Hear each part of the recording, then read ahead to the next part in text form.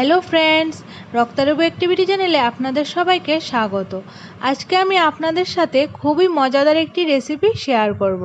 রেসিপিটি হলো spicy egg chilli omelette. আপনারা এটাকে স্ন্যাক্স হিসাবেও খেতে পারেন কিংবা স্টার্টার অর সাইড ডিশ হিসাবেও কিন্তু এনজয় করতে পারেন। স্পাইসি এগ চিলি অমলেট বানানোর জন্য আমি এখানে দুইটি মিডিয়াম সাইজের পেঁয়াজ আর ছোট একটি ক্যাপসিকাম কিউব শেপে কেটে নিয়েছি। আপনারা আপনাদের পছন্দ অনুসারে যে কোনো শেপে কেটে নিতে পারেন। সাথে নিয়েছি 4 কোয়া রসুন আর 3টি ডিম। ডিমের মধ্যে দিয়ে দিচ্ছি স্বাদ অনুসারে লবণ আর পরিমাণ মতো লাল মরিচের গুঁড়ো আর ব্ল্যাক পেপার। এখন এগুলিকে খুব ভালোভাবে একসাথে মিক্স করে নেব।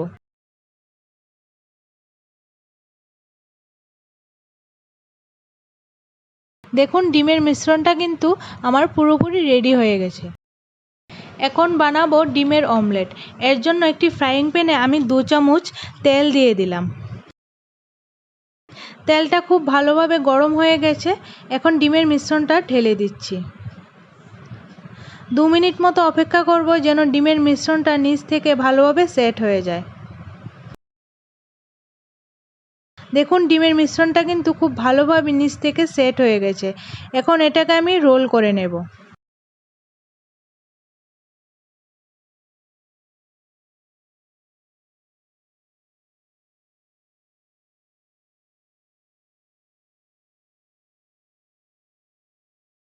রোল করা হয়ে গেছে। এখন একটা প্লেটের মধ্যে তুলে নেব।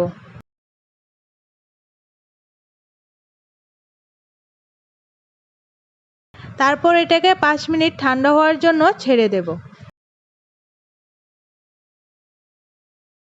একই ফ্রাইং প্যানে আবারও তেল দিয়ে দিলাম। তেল খুব ভালোভাবে গরম হয়ে গেছে। এখন এর মধ্যে দিয়ে দিচ্ছি কুচি কুচি করে কেটে রাখা রসুনগুলি।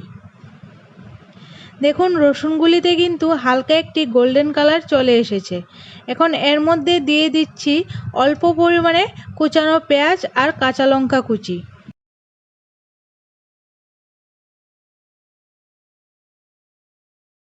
এগুলি খুব ভালোভাবে ভাজা হয়ে গেছে। এখন এর মধ্যে দিয়ে দিচ্ছি কিউব করে কেটে রাখা পেঁয়াজগুলো। ডিমটাকে ছোট ছোট টুকরো করে কেটে নিচ্ছি। দেখুন ডিমটা কিন্তু খুব ভালোভাবে ভাজা হয়েছে আর ডিমের লেয়ারগুলোও কিন্তু খুব ভালোভাবে বোঝা যাচ্ছে। পেঁয়াজগুলো ভাজা হয়ে গেছে। এখন দিয়ে দিচ্ছি কেটে রাখা ক্যাপসিকামগুলো। ক্যাপসিকামগুলো খুব ভালোভাবে ভাজা হয়ে গেছে। এখন দিয়ে দিচ্ছি পরিমাণ মতো tomato sauce, soya sauce, green chilli sauce, chilli sauce আর ভিনেগার। সবগুলি উপকরণ খুব ভালোভাবে মিশিয়ে নিচ্ছি। এখন দিলাম সামান্য পরিমাণে কাশ্মীরি লাল লঙ্কার গুঁড়ো আর সামান্য পরিমাণে লবণ। লবণটা কিন্তু দেখে দিতে হবে, কারণ সব সসের মধ্যেই কিন্তু লবণ থাকে, তাই আমি কিন্তু খুব কম পরিমাণে লবণ ইউজ করেছি। এখন সমস্ত কিছু খুব ভালোভাবে মিশিয়ে নেব। সাথে দিয়ে দিচ্ছি টুকরো করে কেটে রাখা ডিমগুলো। এখন সামান্য পরিমাণে জল অ্যাড করছি, না হলে সসগুলো পুড়ে যাবে। এখন সমস্ত উপকরণগুলি খুব ভালোভাবে মিশিয়ে নিচ্ছি। দেখুন tasty tasty spicy egg chilli omelette কিন্তু তৈরি হয়ে গেছে। এখন প্লেটে তুলে সার্ভ করব।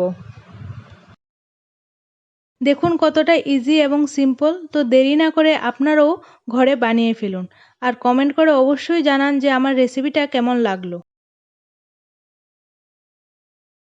ভালো লাগলে অবশ্যই একটি লাইক করে বন্ধুদের সাথে শেয়ার করুন আর চ্যানেলটিকে সাবস্ক্রাইব করতে ভুলবেন না। Good bye.